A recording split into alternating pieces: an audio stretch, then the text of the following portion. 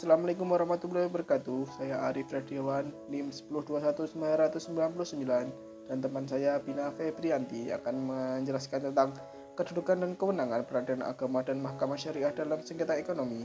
Mata kuliah penyelesaian sengketa ekonomi syariah. Yang pertama, kedudukan peradilan agama dan mahkamah syariah.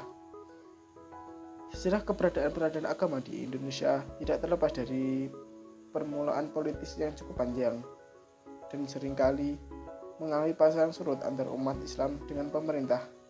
Legitimasi terhadap peradilan agama sebagai lembaga resmi mulai diakui oleh pemerintah kolonial Hindia Belanda pada tahun 1882. Adanya pengakuan ini hanya bersifat politis, karena dalam perjalanan kerap kali peradilan agama dikebiri dan dikurangi kewenangannya. Peradilan agama pada tahun 1882 disebut sebagai raat agama. Kemudian dia dikukuhkan oleh pemerintah Hindia Belanda menjadi Perstat dengan suatu keputusan Raja Belanda nomor 24 tanggal 19 Januari tahun 1882. Pada zaman reformasi, eksistensi kedudukan peradilan agama semakin kokoh dengan lahirnya Undang-Undang Nomor 4 Tahun 2004 tentang kekuasaan kehakiman sebagai perubahan atas Undang-Undang Nomor 35 Tahun 1999 yang menyatakan bahwa semua lingkungan peradilan termasuk peradilan agama sebagai organisasi administrasi finansialnya dialihkan dari pemerintah kepada Mahkamah Agung. Sedangkan Mahkamah Syariah sebagai bagian dari peradilan agama memiliki keistimewaan tersendiri yang berbeda dari peradilan agama di luar Provinsi Aceh. Perbedaan pertama adalah soal nomenklatur.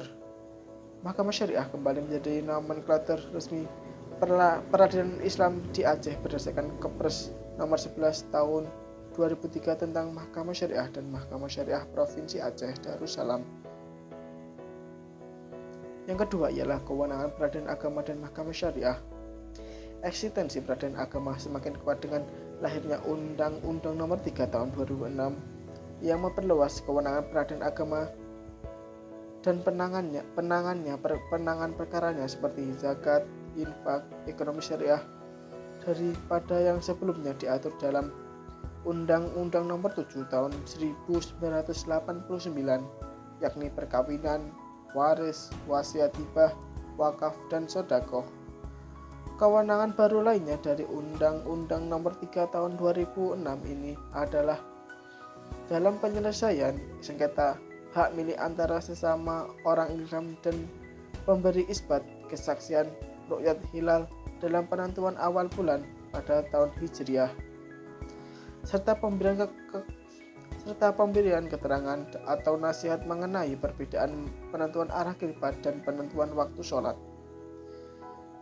Sedangkan mengenai kewenangan mahkamah syariah, menurut undang-undang pemerintah Aceh memberi kewenangan untuk membentuk mahkamah syariah sebagai badan peradilan yang akan melaksanakan syariat Islam dalam rangka penyelenggaraan otonomi khusus dan keistimewaan di bidang kehidupan beragama atau syariat Islam.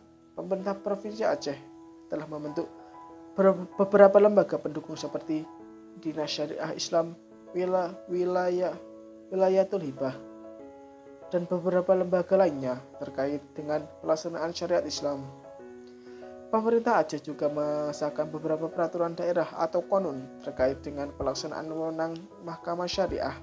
Adapun hukum material dan dalam bidang muamalah atau perda pada umumnya yang telah ditetapkan pula menjadi kewenangan mahkamah syariah.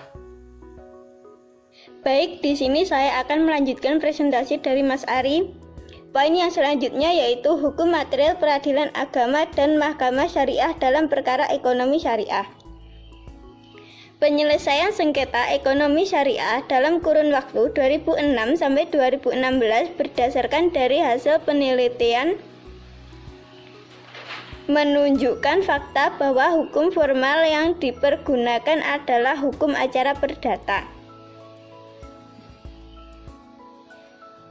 Penggunaan hukum acara perdata dalam penyelesaian sengketa ekonomi syariah didasarkan pada ketentuan Undang-Undang Pasal 54 Undang-Undang Nomor 7 Tahun 1989.